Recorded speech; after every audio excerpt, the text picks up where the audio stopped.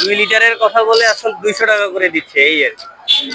কারণ নিউজে তো দেখলাম তো দুই 2 লিটার করে দেওয়ার কথা, মোটরসাইকেলে 2 লিটার দেওয়ার কথা, এখন দিচ্ছে 2 লিটার। হবে, আমরা হচ্ছে একটু লং জার্নি করবো, পঞ্চগড়ে যাবো এই যে ছুটিতে, তখন তো সমস্যা, এটাই আর কি সমস্যা। জি, আমি হচ্ছে প্রাইভেট কোম্পানিতে জব করি। এখানে 200 টাকা তেল দিচ্ছে, আমাকে মনে করেন যাইতে হবে পাটগ্রাম, লালমনিরহাট। কিন্তু আমি 200 টাকা তেল তো যাইতে পারবো না, কিন্তু আমার কোম্পানির কাজ তো করতে হবে।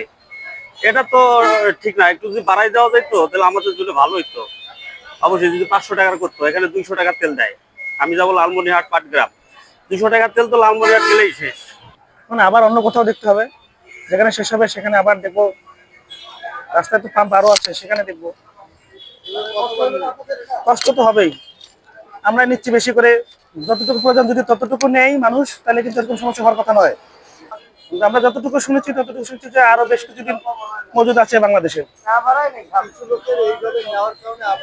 আমাদের সবারই ভোগান্তি হচ্ছে। আমার 200 টাকার তেল দিচ্ছে, 200 টাকার তেল দিতে 50 টাকার তেল পড়ে সিরিয়াল ধরতে। নগদ নিয়ে এলো হার না মানা হার অফার। সর্বনিম্ন 10,000 টাকা রেমিটেন্স নগদে পাঠালে থাকছে স্বর্ণের হার জেতার সুযোগ।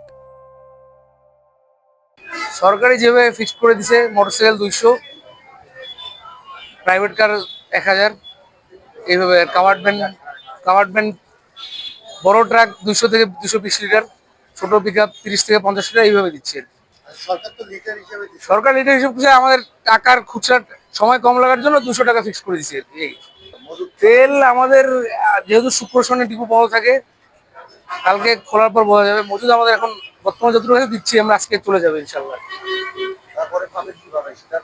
কালকে ডিপোতে গেলে পাওয়া যাবে তেল। আপনারা তো আগে থেকে তেলটাকে ক্রয় করেন বা জি জি জি কোনো সন্ধিহান আছে? না, সন্দেহ নেই। কোনো সরকারিভাবে কোনো সংকটের কোনো ইয়ে নেই, তেল পাওয়া যাচ্ছে।